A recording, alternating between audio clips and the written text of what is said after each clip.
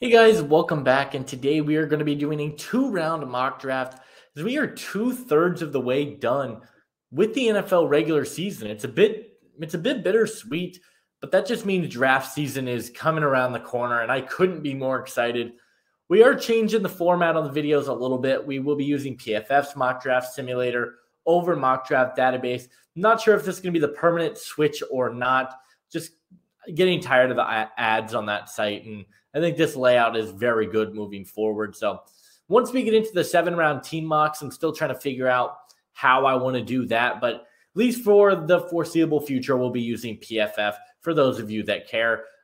Leave a like on this video. Subscribe if you are new. Stay tuned for my college football fans because we've got a ton of college draft prospect spotlights, players that will be headed to the NFL, as well as the conference championship previews for the Power 4 conferences that I couldn't be more excited. Check out the Patreon, which I will leave linked down in the description below, where you guys will be able to vote in weekly polls. Check out my full draft guide, all of that stuff.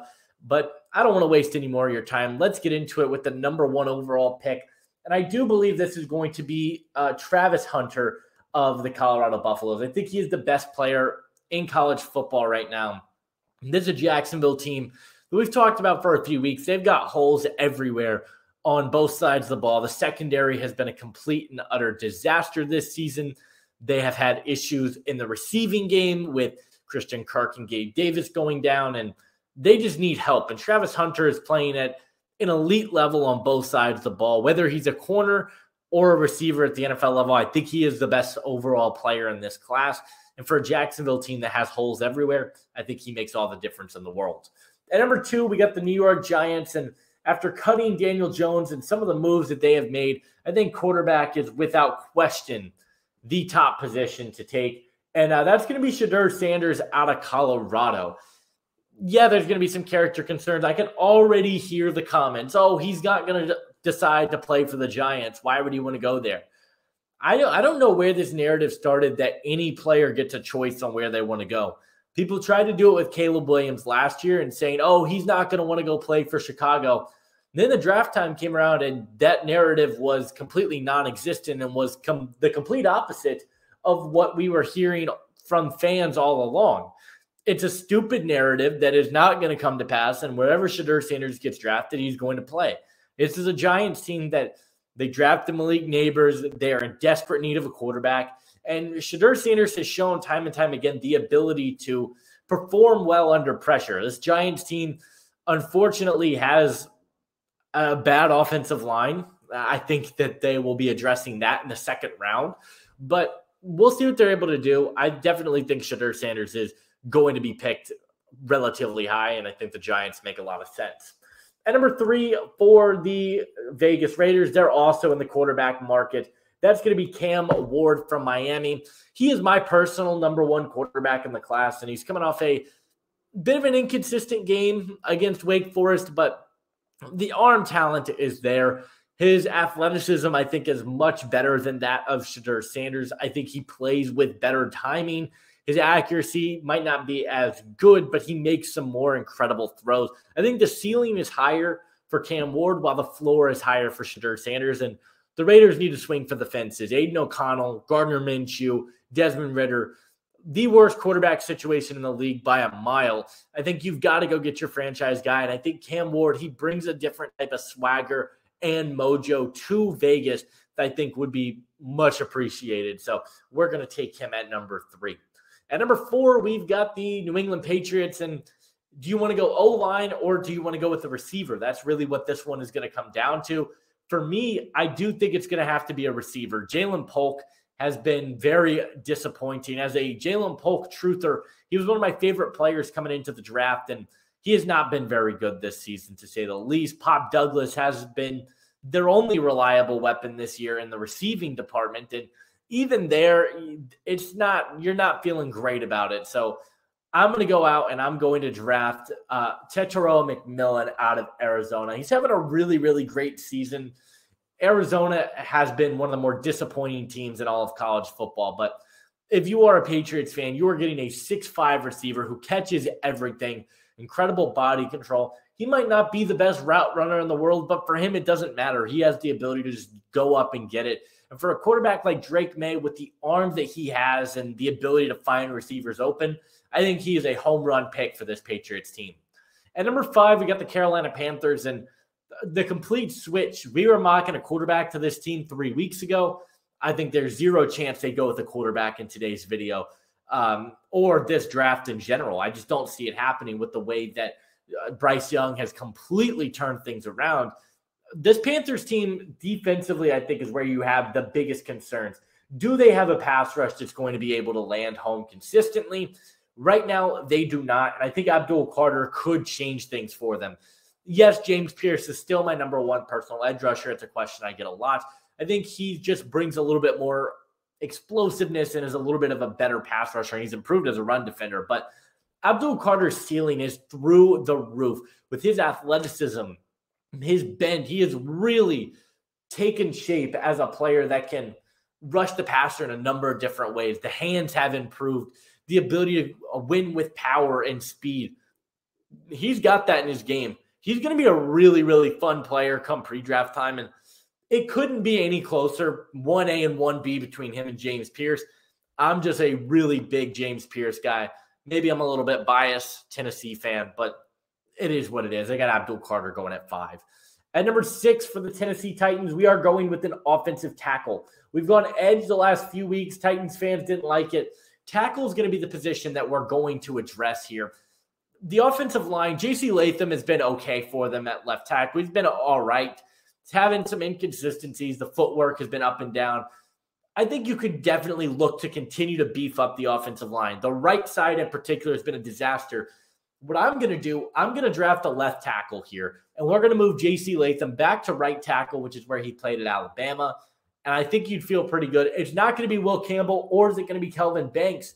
It's going to be Ariante Ursary out of Minnesota. Now, I know what a lot of people are thinking. How are you going to have them going ahead of Banks and Campbell? Ursary's coming off one of the most impressive games of the season. He went one-on-one with the number 5 overall pick, Abdul Carter, and he was incredible. The foot speed, the quickness has improved dramatically. Also, I know a lot of people are starting to talk about Campbell and Banks being potential guards at the next level. Ursary, I think, could play guard, but I actually really like him at tackle. He's got the size. He's got the athleticism in the frame. He's improved as a pass blocker incredibly this year, and what he brings in the run blocking is just a bonus. He's a really, really good player that I think is going to have a nice career, and we're going to have him as the first tackle off the board in today's video. Now, number 7 for the New York Jets, same pick we made last week. I know it's not the sexiest pick in the world. I know a lot of people aren't going to love it, but we are going to take Jalen Milroe out of Alabama. I think that Milroe is going to be a top 10 pick. He's coming off a bad game, but we see it every year. There's a player that's just going to absolutely blow people away during the pre-draft process because of the intangibles, because of the athleticism, and Jalen Milroe has that. He might be the best running quarterback we've gotten in the last 5 or 6 years since Lamar Jackson, and I don't think that's an exaggeration. I think he is absolutely phenomenal as a runner of the football from the quarterback position. The arm talent is there. Even if Aaron Rodgers is back next year, I do think they take a swing here for a quarterback. I think it's a absolute must if I'm a Jets fan, and I'm going to take him at number 7. At number 8 for the Cleveland Browns, we are going to continue to go with offensive tackle for them. This is, I think, the 3rd week in a row. Will Campbell's still on the board. He is my number 1 tackle. I'm going to take him off the board. We mentioned that he could play guard for you at the next level. That's not what I'm drafting him to do. I'm drafting him to be my starting left tackle of the future. They haven't really gotten any consistent play up front, and it's a quarterback class that outside of Milroe, Ward, and Sanders, I don't really think anybody should go in the 1st round.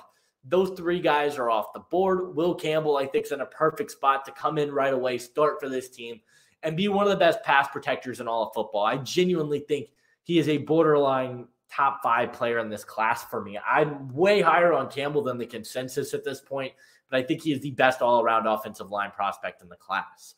At number 9 for the New Orleans Saints, we talked about it. I'm a big James Pierce guy. He's coming off another really good week, and that's where I'm going to take him. I love what he brings to the defensive side of the football. He could play in a number of different alignments, but the big improvement that we've seen from him is what he can do as a run defender. That was a big concern for me coming into the year, and he's really improved that. He's been able to create pressure and close run gaps at a really high level, which you love to see. He might be a little bit limited in terms of his size, but the argument that he has no pass rush bag, I think, is a complete and utter it's mistaken. He's got some pass rush moves. He's really active with his hands. I think James Pierce is a very good defensive line player, and I've got him going at number 9 to the Saints. At number 10 for the Bengals, they're in great shape that Mason Graham just fell into their laps, because I think Mason Graham is one of the best players in this class and a blue chip prospect for me. His ability to rush from the inside as a 3-tech, I think, is the best in this class. He's got explosiveness. He's got power. He's really active with his hands. He's shown a swim. He's shown a swipe. He's shown a spin. He can get to the quarterback. He's also a really good run stopper. And for a Bengals team, you're not really getting anything from the interior defensive line. You drafted Chris Jenkins. He's been all right for you, but you need that penetrator, that 3-tech. And I think Mason Graham can be that and just be another piece on this defensive line that's going to be able to create pressure. And his name's not Trey Hendrickson. At number 11 for the Dallas Cowboys, we're going right back to the Ashton Jeanty move. We've done this for weeks. We went away from it last week and we took Mason Graham. I'm going right back to it this week and taking Ashton Jeanty because he's the best running back in all of college football. Why wouldn't you take him? I know people are going to be like, well, running backs aren't highly valued. I think this is going to start changing over the next couple of years. With the success of Bijan Robinson and Jahmyr Gibbs, I think we could see more running backs go in the first round. And the reason I'm saying this is because look at Saquon Barkley and look at Derrick Henry. The ability to run the football is more important now than I think it has been in the last couple of seasons. Teams are playing more shell coverage. They're preparing for they're playing more pass sets because that's what the league is converted to. But the smart teams, the Eagles, the Lions, they're running the football and they're taking advantage of the numbers game up front. I think Dallas has to do that and take Ashton Jeanty, who is a difference maker. His ability to run through contact. I think he's got like 1,500 yards after contact, which is still the most in the FBS, which is absolutely absurd. He's an incredible, incredible player, and I've got him going at number 11 to Dallas. At number 12 for the Bears, I still think it's going to be an offensive lineman. We're going to take Kelvin Banks Jr. out of Texas. Hasn't had him falling this low, I think, all year, but I think this is a really good spot for him to fall into. Probably going to be the starting left tackle right away. Braxton Jones, you've maybe moved to the inside, but there have been conversations about Banks moving inside. He's a really good athlete. He's a good run blocker. He can climb the second level and land blocks in space. Wouldn't be surprised in the slightest if he's a guard at the next level. Either way, if you're the Bears, you got to continue to beef up this team, help Caleb Williams, and I think Kelvin Banks gives you the upside to do that. At number 13, it's the Colts. I'm going to go with Will Johnson. I know Colts fans want to go Tyler Warren. I've got a pick in mind for the second round, but Johnson is just too good of a prospect to pass on. You don't get cornerbacks that fall this low in the draft very often. He's just, in my opinion, the best corner in this class. I know Travis Hunter is right there, but he's absolutely incredible with his size, his elusiveness, his flexibility. He's going to be an awesome player at the next level, and I think the Colts, you got to continue to beef up the secondary. Anytime Detroit wanted anything, they were able to get it in this last game. You got to have a lockdown cornerback. One, I think Will Johnson can be that for you. At number 14 for the Miami Dolphins, we're going with one of my favorite players in this class. That is going to be Ole Miss defensive tackle Walter Nolan. Nolan is really starting to separate himself for me in this class as the second best defensive lineman, interior defensive lineman, I should say, that's not named Mason Graham. He's big, he's physical, he's incredibly athletic, and he's improving as a pass rusher. Miami, after letting Christian Wilkins go, you need another penetrator from the inside, and I believe Walter Nolan is that player. He's an incredible talent, and he's been so productive for Ole Miss this season. I've got him going at number 14. At number 15 for the Tampa Bay Buccaneers, we're going to go with Michael Williams out of Georgia.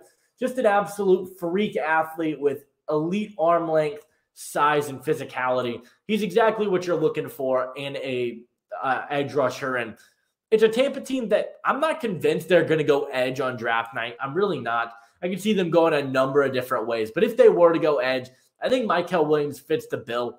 You drafted Chris Braswell last year. You're getting good play from Yaya Diaby.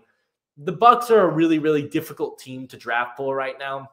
But I think edge makes the most sense. And we're going to go with him at number 15.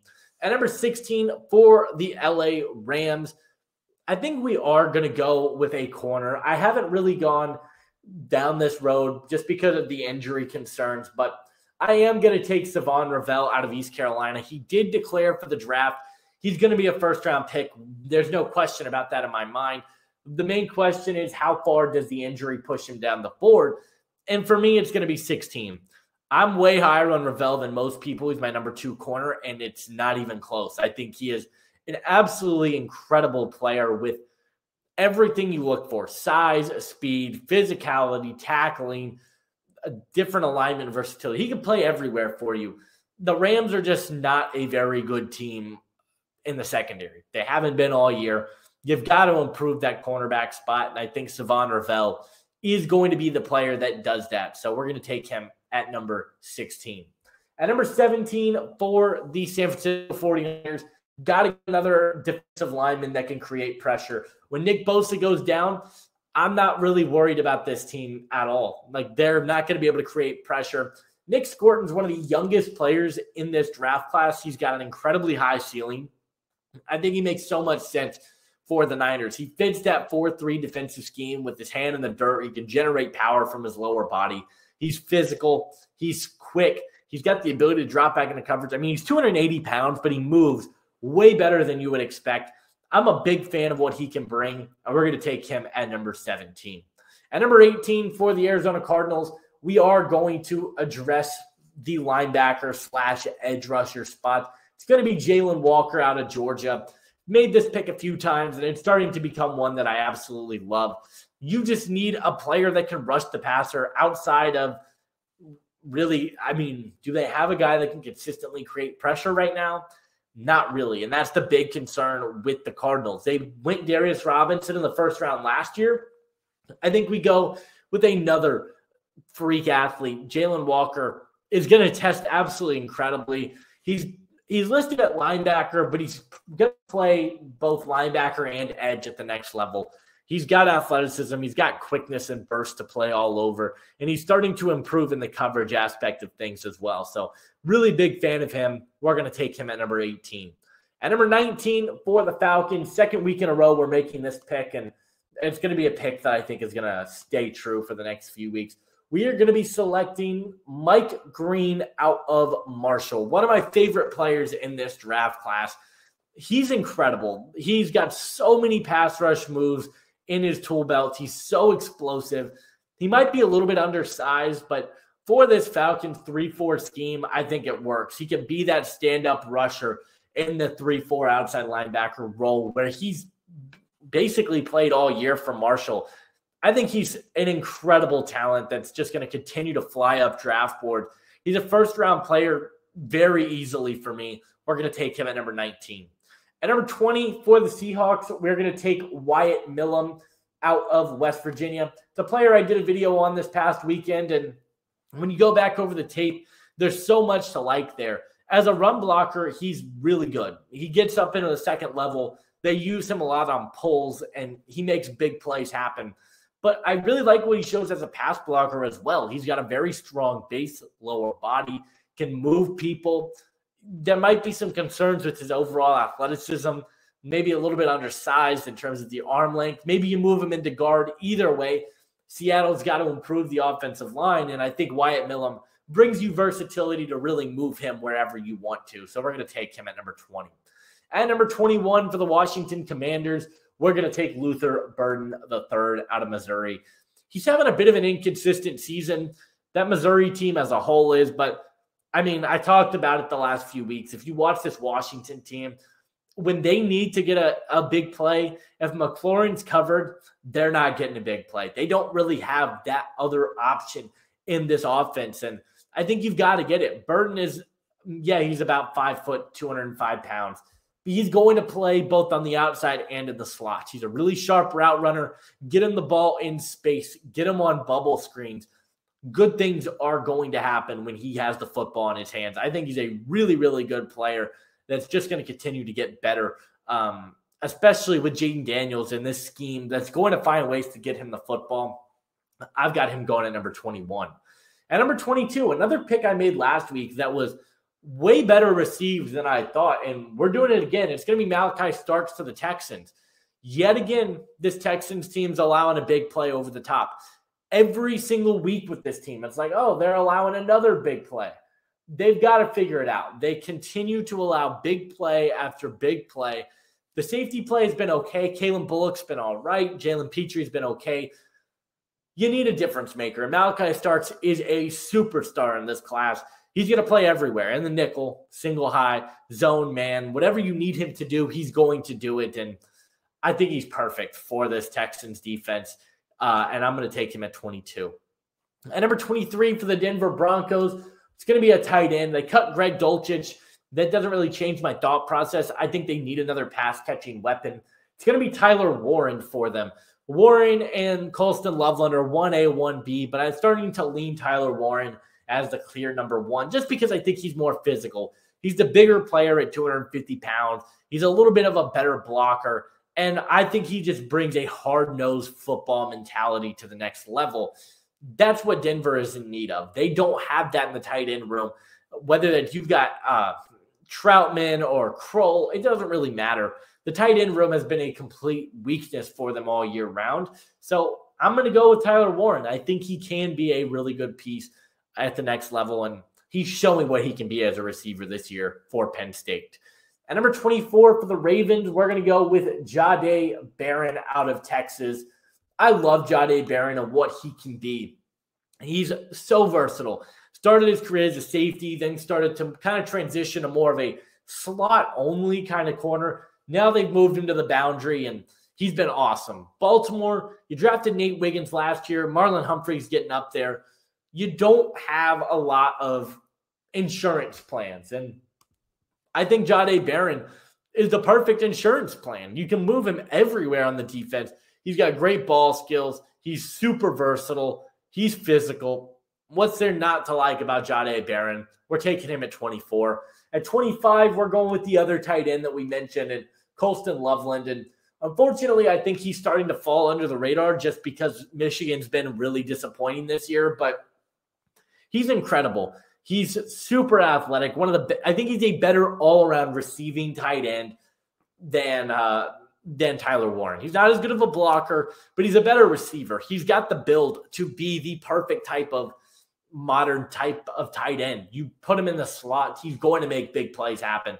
He's an incredibly sharp route runner. He's got soft hands, can make plays happen over the middle of the field. That's what this Chargers team needs. Quentin Johnston had a really bad game. You don't have a weapon across the middle like this on your offense. I think Colston Loveland is going to be a huge piece down the stretch for them. At number 26, the Pittsburgh Steelers, we're going to go with the wide receiver. I'm going to take Isaiah Bond out of Texas. I love what he brings in terms of the speed. The speed element is not something that they really have on this offense right now. I think now with the way Russ is playing, Bond reminds me a lot of Brandon Ayuk in terms of the deep ball route running, the ability to create separation. That's what he's going to be, and they don't have that. George Pickens is this incredible catch guy. You don't really have a player like Isaiah Bond, though, who I think can play in the slot, can play in the boundary, and just be a difference maker for you. So we're going to take him here at number 26.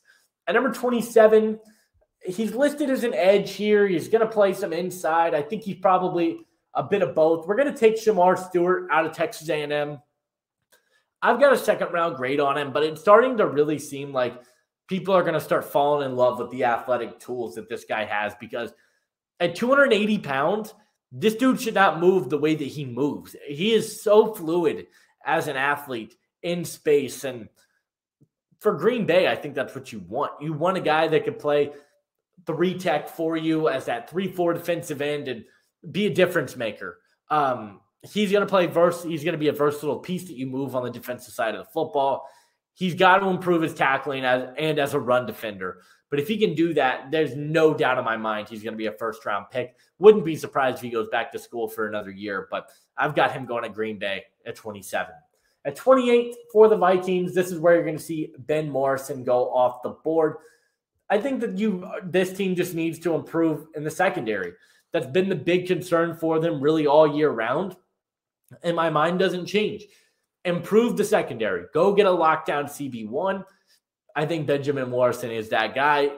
Yes, the injuries are a bit of a concern, but it doesn't really change my perspective. He's still a top 15, 16 guy in the class. And if it weren't for the injuries, he'd be going way higher than this. At number 29, Philadelphia, another edge rusher going to go off the board here. There's so many good edge rushers in this draft class that you could talk yourself into. I love Savion Jones, Dennis Sutton, Antoine Powell-Ryland's really good. It's a really, really good class if you need an edge rusher. And we are gonna go with one of them. We're gonna take Princely Umanmielen out of Ole Miss. I love this guy. I think he's a very good football player that has elite tools to be one of the better pass rushers. He's not coming off a great game against Florida. I don't really think it's going to matter all that much in the grand scheme of things. With Brandon Graham getting hurt, Bryce Huff hasn't really been a factor for them. I think you need a long-term edge rusher, and I think Princely is going to be that piece. And then at 30, I can't believe that he fell this far. It's just the way the board ended up going. But Kenneth Grant is going to be a steal for Buffalo. They need another defender up front. I think they need a run stopper. Because if you look at Ed Oliver, he's kind of that pass rushing type. He's not really the guy that I'm like, okay, yeah, he's going to be a difference maker for me in terms of stuffing the run. Kenneth Grant is. Kenneth Grant's one of the better run stoppers in college football right now, but he also brings pass rush upside. This is a team that I definitely think needs to improve on the interior of their defensive line. I think it's their biggest need. Not going to overthink this one, and we're going to take him at 30. At 31 for the Chiefs, I think we go interior defensive line yet again. I think this is such a good interior class. So many names that you could talk yourselves into, but Derek Harmon's going to be the player I'm taking here. You don't really have that this type of a player. Chris Jones, great pass rusher, great all-around guy. Harmon reminds me a little bit of that. He's not as big, not as explosive, but Harmon has a really, really good pass rush tool belt that it's starting to really come together for him, and you can see it on full display.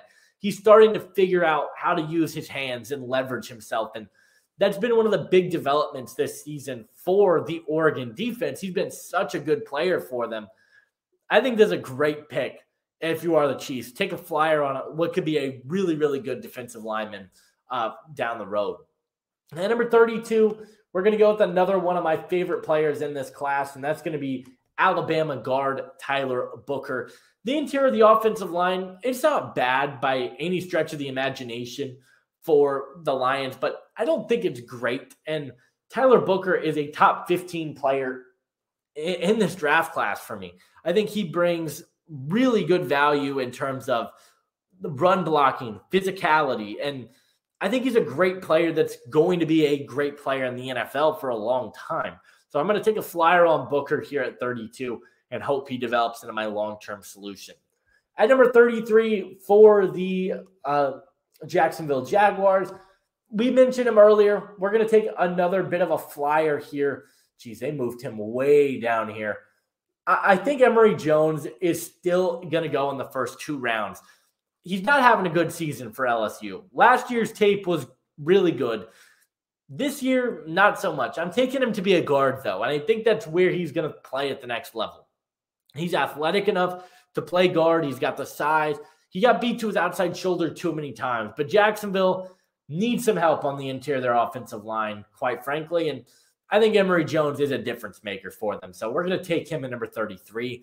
And then at number 34, we mentioned that this team was going to need offensive line help. Well, Cameron Williams is still on the board, and I think this is a really, really good pickup. I'm a lot lower on Cameron Williams than the consensus is. I think Cameron Williams is a good player. I don't think he's a great player, but for the Giants, you need a right tackle. Well, there you go. Cameron Williams is a true right tackle that you can keep there. He's athletic. He moves well in space. I think there's a great pickup for them We're going to take him at number 34. At number 35 for the Vegas Raiders, you went with Cam Ward in round 1. Now I think you've got to improve the weapons around him. Emeka Egbuka ends up falling right into your lap, and I love what he can bring to the table as a receiving threat. You can put him in the slot. You can play him on the boundary. He's going to make plays in the receiving game. There's no doubt about that, and I love that for them. They need anybody on this team. Jacoby Myers, he's fine. He's not your long-term solution, though. Emeka Egbuka is probably a good number 2. He's not your number 1 long-term, but at least this year, I would feel pretty good about where this receiving room is with a rookie Cam Ward. At number 36 for the New England Patriots, we're going to go with one of the more versatile offensive linemen in this draft class in Jonah Savai-Inaya out of Arizona. Can play guard, can play tackle, and this is a Patriots team that's really undisciplined on the defensive side of the football, to be completely honest. They don't really have any discipline. Pre-snap penalties, but Savai-Inaya is going to play guard, can play tackle. I think he's fine at tackle. I know some people want to play him guard. I think he's a fine tackle, but you got to protect your best asset, and that's Drake May. He kind of kills 2 birds with 1 stone. He's just a versatile piece that I think is going to make a big difference for this team. At number 37 for the Chicago Bears, I'm going to go with an edge rusher here. I think the value is starting to get really good for them, and I really like Donovan Ezeudu out of Boston College. Maybe not the most explosive or the best athlete in the world, but I still think he's a really good edge rusher. He's got some pass rush moves. He's shown a good swim and swipe through move, and I think he's going to be able to beat the quarterback or beat the offensive lineman consistently. You've gotten decent play at times from other guys, but Montez Sweat is really the only difference maker on the defensive line. I think Ezeudu is a really good player and would make a lot of sense for them here at 37. At 38, the Tennessee Titans, we went with Ariante Ursary in the first round. Here in the second round, I'm conflicted, all right? I'll talk you through my process. Receiver is a pick that I think makes a lot of sense. I like Trey Harris a lot. They're really high on Kobe Hudson. Love that. Kobe Hudson is one of my guys. Jalen Royals I like a lot. I like Ty Felton. Where is Ty Felton? Did I pass him already? There's no way Ty Felton's this low. Okay, there he is. Ty Felton's a player I would consider in this range. But as well as the defense is played, I still don't think they have a true number 1 explosive edge rusher. I know that sounds crazy, but I just don't think they have that right now. And we're going to take one of those guys. I think Jack Sawyer is playing really good football for Ohio State right now, and he's been one of the big risers for me. Had him as like a 3rd or 4th round guy. I think he's firmly a 1st to 2nd round player. Had an incredible game against Indiana. He's got great length. He's a powerful rusher. He's got some pass rush moves that he showcases on occasion. I really like this guy, and I think he's going to be picked pretty high at the top of the 2nd round. So we're going to take him at 38 to Tennessee. At 39 for the New York Jets, we went with Jalen Milroe in the 1st round. We are going to improve the interior defensive lines here in the 2nd. That's going to go to TJ Sanders from South Carolina. Quickly, he was one of my favorite players in the offseason. I loved his tape coming into the year, and he's backed that up with an even better season and jumped up my board even more. One of the better pass rushing defensive tackles in this draft class. And if you pair him alongside Quinnen Williams, I feel really good about it. Their defensive line has been a big concern all year long. But I think TJ Sanders is a really, really good player that deserves the praise that he's been getting. We're going to take him at 39. At 40 for the Cleveland Browns, I'm taking a quarterback. And I know this is going to surprise some people. We're taking Drew Aller out of Penn State. I think he's firmly cemented himself as a 1st to 2nd round type of player. He's got a great arm. The pocket feel has improved so much with him this season. I think he's got the upside to be a legit number 1 quarterback. For the Browns, Browns fans have been asking me to mock him a quarterback the last couple of weeks. Well, I don't think there's one worth taking in the 1st. I think Drew Aller is worth taking a chance on here in the 2nd round. So we're going to do that. We're going to take Drew Aller here at pick 40. At pick 41 for the New Orleans Saints, again, talking through my thought process, wide receiver is kind of where I'm at with them. Olave's been in and out of the lineup with concussions. I think you need a deep ball threat. If you see Derek Carr with these deep ball threats, Rashid Shaheed, now Marquez Valdez-Scantling, he's been awesome at times. Trey Harris, I think, is one of the best deep ball threats in college football. He's big, he's physical, but he's also got really good speed to win deep. Reminds me a lot of Chris Godwin, who's in this division and has killed this team on numerous occasions. I really like what Trey Harris brings to the table. We're taking him at 41. At 42 for the Bengals, interesting spot here for them. We went with Mason Graham in the first round. I think edge rusher makes a lot of sense here in the second round. Landon Jackson's a player that I really like. I'm trying to see. I don't think they're going to, they're not going to have David Walker. He would be a player I'd legitimately consider here. Really interesting. Do you go defensive line again, or do you look to improve the secondary? Corner, Trey Amos is a really, really good player. Darian Porter, interesting. I think we are going to do it. I think we're going to go Trey Amos out of Ole Miss, back-to-back Ole Miss defensive players. Every single time a pass is thrown, Trey Amos seems to be right in the mix of things. He's a very active defender, great ball skills, always jumping the football, making plays. He's a very good player. I think he's going to be picked pretty high. I love what he brings to the table. We're picking him at 42. At 43 for the Cowboys, I definitely think the interior defensive line is a position to address. You haven't really gotten any good play consistently from Mozzie Smith, so I'm not gonna go with a crazy name, but I think Deion Walker's starting to be a little bit undervalued. He's still 350 pounds. He can still rush the passer at a really high rate.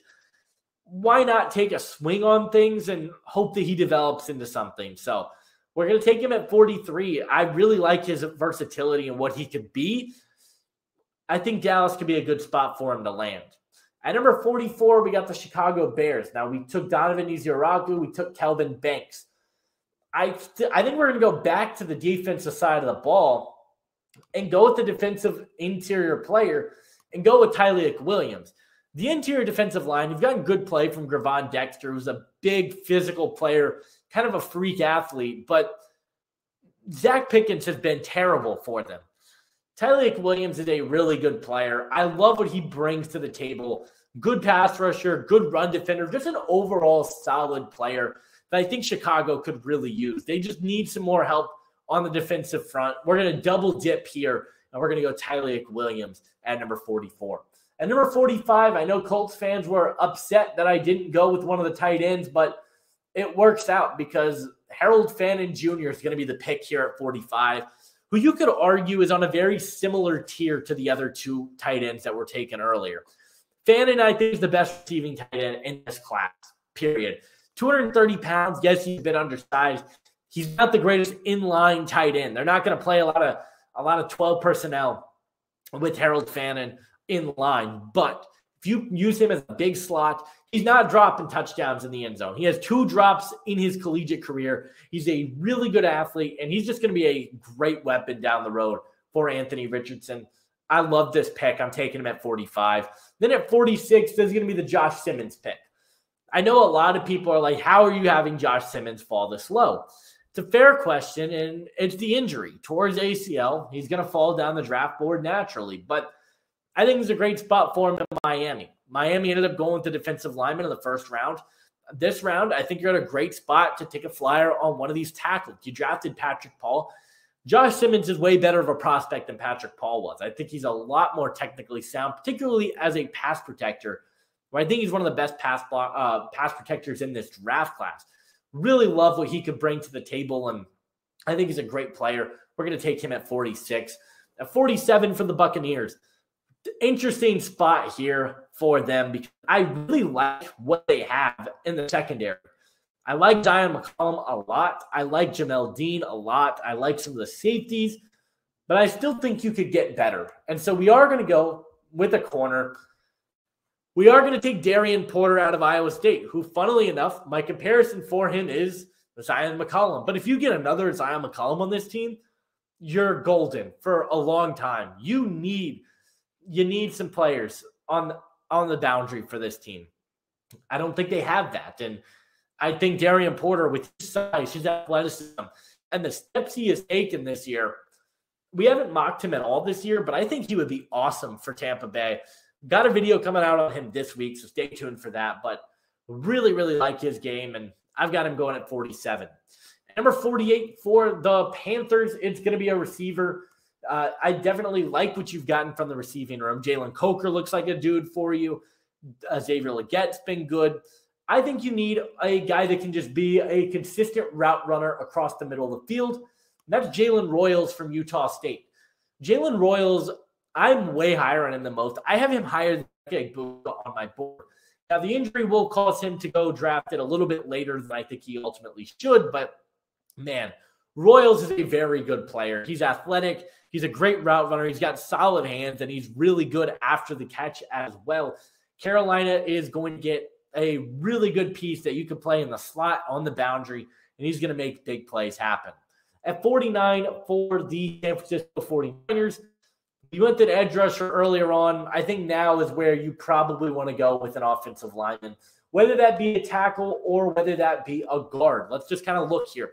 Charles Grant's a player I'm very strongly considering taking here. He's great in an outside zone scheme. He's not the biggest tackle in the world, but I think he would be great for them. Donovan Jackson is starting to jump up my draft board. He's looked really good at tackle for you, but he also is a true guard. Blake Miller, Parker Brailsford, I like quite a bit. Let's see. Luke Kandra, I definitely like a lot. Man, the guard class is not the strongest. I like Clay Webb and Holland Pierce way more than this. Yeah, I think ultimately we are going to go with Charles Grant. I think Grant brings you really good upside. He's going to be the first FCS player taken in this year's draft, I think. He's a great tackle, can play guard for you. He's athletic. He's got long arms. He's incredible burst. He's going to be a great player in the NFL, I think, and we're going to take a chance on him at 49. At 50 for the Arizona Cardinals, we went earlier on. We went with Jalen Walker. I love that pick for them. I think the interior defensive line, kind of that three-tech makes sense for them. Where do you want to go? Kind of the question. There's some good players on the board here, but I don't think any are better than Omar Norman-Lott out of Tennessee. Another player that will be getting a video this week, so stay tuned for that. But he's really turned into one of the better pass rushing defensive tackles, very similar to TJ Sanders in that way. He's a player that I think could be a difference maker. As a run stuffer, he leaves some meat on the bones. There's no doubt about that. But he's a great rusher from the inside. And as we mentioned, this team's got to be able to get to the quarterback. They've got to be able to create pressure. And I just don't think they're able to do that. So we're going to take Norman Lott at number 50. At number 51, this is going to be another corner off the board. A.J. Terrell needs a number 2. He's needed a number 2 for a few years now. I'm going to go with Azareye'h Thomas out of Florida State. This is a guy that really impressed me. A lot of people are picking him in the first round. I think that's a bit rich, but I think he's a very good player. He's physical. He's got fluid hips. He moves well in space. I think he could be a really good player for this Falcons team that needs another corner desperately. A player that is flying under the radar because Florida State's just so awful, but I think he could be a great player at the next level. We're going to take him at number 51. And then my favorite pick of this entire draft, I wanted to take him earlier. Weren't a lot of teams that made sense, but Jahad Campbell to Seattle. I mean, in a Mike McDonald defense, Jahad Campbell might be an all-pro as a rookie. What he brings in coverage athletically as a blitzer, he's so incredibly talented. Is one of my favorite players I think I've ever studied at the linebacker position.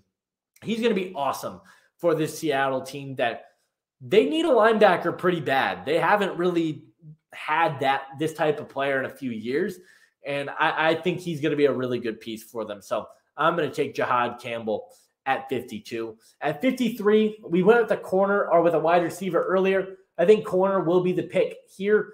It's going to be Takario Davis out of Arizona. Big corner, having a good year. He's had good plays on the football. He's been physical. Good in zone coverage, I think, is where he's going to thrive. And pairing him on this team with whatever else they've got going on in Marshawn Lattimore, I feel pretty good about it. He's got size at 6'5". He's got good ball skills. Like I said, probably thrives best in a heavy zone scheme, but I think he's worth taking a shot on here at number 53. At number 54 for the Texans, we went with Malachi Starks. I think now you have to go with an offensive lineman. Again, I just don't love any of the tackles here, to be quite honest with you. And I think Josh Connerly is going to be the next tackle we take. But I think you go guard here. I definitely think that's where this team needs to improve. But it won't be a guard. Do they? They don't have Jared Wilson on here, do they? Oh, that stinks. Because Jared Wilson, I think, is going to be the pick here. You know what? We're going to do that. Cooper Mays is going to be a placeholder for Jared Wilson. Jared Wilson is one of the most impressive guards you're going to see, or centers, excuse me. Incredibly athletic, really good in the run game, and has shown great stuff as a pass protector as well. He is my number one. I think he's my number 2 center in this class. I think him and Brailsford are pretty close, but because of the size, I think Brailsford's going to fall. But I'm a huge fan of Cooper Mays, or of Jared Wilson, and we're going to take him at 54. At 55 for the Broncos, I mean, you went with the tight end earlier on, and I mean, I want to go with an interior defensive lineman. I think Alfred Collins makes sense, Dante Corleone, but I'm actually going to go with a running back. Omarion Hampton being on the board here. I know Javonte Williams didn't work out for Denver. Omarion Hampton, I think, is a little bit different, though. He's way more juiced up. He might not have the elusiveness, but just the contact balance, the power. Every week he's doing something incredible, it seems like, and I think he's going to be picked pretty high in this draft. Wouldn't be surprised if he sneaks into the first round at all. We're going to take a flyer on him at number 55. At number 56 for Baltimore, where did we go for them? Did we go Jahdae Barron in the first round? We did go Jahdae Barron for this team in the first. Maybe we go offensive line here? Or do we go with like an edge? I think edge is kind of a sneaky need for this team. The value is certainly there. I think we're going to go with an edge rusher. Where do I want to go with this? I think we're going to go with Landon Jackson. I think he plays in a number of spots. He plays 4-3 defensive end, plays 3-4 defensive end as well. Versatile player that's got decent athleticism. He's a good run block, or a good run defender, and a really good pass rusher as well. I like Landon Jackson a ton. I think he's going to be a good player. We got him going at 56. At 57, this is going to be the Alfred Collins spot. He's having an incredible season for Texas as a pass rusher, as a run defender. He's doing a lot for this team, and I think he's been a great piece all year round. So we're going to take a flyer on him to be the long-term answer for this team. Then at 58, we're going to go corner yet again for the Pittsburgh Steelers. They went with Isaiah Bond in the first round. Here, I always struggle where do I want to go with this next corner spot? I like Davison Igbinosun a ton. I like him more than I like a lot of players in this class. The physicality is too much, and he's going to get penalized a lot at the next level. I think you need a true boundary guy. Denzel Burke could be that. I like Noel Williams a lot. I like Damani Jackson a lot. I don't really love any of the value here for you. This is a tough one if I'm the Steelers. I'm going to take Maxwell Hairston. I think he's a good corner. I do. I think he's got good ball skills. I don't know how athletic he is. I don't know how well he's going to play in man coverage because he played a lot of zone at Kentucky, but I do love what he brings. And Andrew Phillips has been a hit for the Giants. I'm going to take another Kentucky corner and Maxwell Hairston. At 59 for the Green Bay Packers, another spot where I'd like to go with a corner or a defensive back. I just don't really know if the value's there. I think linebacker's a position that you could talk yourself into. Do you want to go Chris Paul? Do you want to go with Chris Paul would probably be the next guy, or Danny Stutzman, but I don't know if I love any of those moves. So, man, tough picks again late down the board here. I think we'll probably go corner again, and we're just going to take a flyer here on Denzel Burke. I don't think Denzel Burke has been this incredible player, but he'll probably go at the back end of the second, early third round. He's gotten some high-end reps. He's also gotten completely torched at other times. So we'll see what he can bring. I think it is a fine pick. We'll take him at 59. At 60, Minnesota traded their pick here as a part. I don't remember. I think this is from the Stephon Diggs deal, if I'm not mistaken. Kenneth Grant was who they went with in the first round. The offense, I don't really think needs a lot. I do think I'm going to go with the safety here. I'm going to take Nick Emmanwori out of South Carolina. I know safety is not the biggest need. Damar Hamlin, he's been good. Cole Bishop, he drafted last year. Emmanwori just has to get on this mock draft somewhere. He's too good to not take. The athleticism is all there. He's one of the most athletic players in this draft class. Good ball skills, physical. Could probably play linebacker for you if you want. Great player. We're taking him at 60. At 61, I'm going to take a receiver here, and I want some speed in the slot here. I'm taking Evan Stewart out of Oregon, one of the faster receivers in this draft class, and I think you need it. They need some more speed. You've gotten good play from A.J. Brown, Devonta Smith, but I think Evan Stewart could just be another weapon at this offense's disposal. At 62, we are going to go with an edge rusher yet again. Which edge rusher do I want to go with is the question, and it's a fair one. There's some great players to take into consideration here. I think we're going to go with Kyle Kennard out of South Carolina. He's the next guy on my board. I think he's athletic. He's physical. Got good bend. Shown pass rush moves. The production outside of this year, not great, but back-to-back South Carolina players here for Buffalo. I like that for them quite a bit. At number 63, this is where Josh Connerly is going to come off the board. I think he's being undervalued on this PFF simulator. He's one of the best pass-protecting tackles in college football this year, and he's going to be a really good player. Double Oregon players in Derek Harmon and Josh Connerly for the Chiefs. I love it. And then to round things out for the Lions, I'm taking Alec Iomanner. He's going to be the replacement for Tim Patrick next year. Not that Tim Patrick has been bad, because he's been great. He's not a long-term answer. Iomanner, I think, has got a very similar skill set. He's their big physical possession type of receiver that I think complements the Amon-Ra and the Jameson Williams combo perfectly. But there you have it. There is my first round mock draft. Let me know what you guys think. Do you guys agree? Do you disagree? Which picks would you have liked to have seen me made? We'd love to hear your thoughts and opinions down in the comment section below. Leave a like on this video. Subscribe if you are new. And I'll see you guys in the next one. Adios.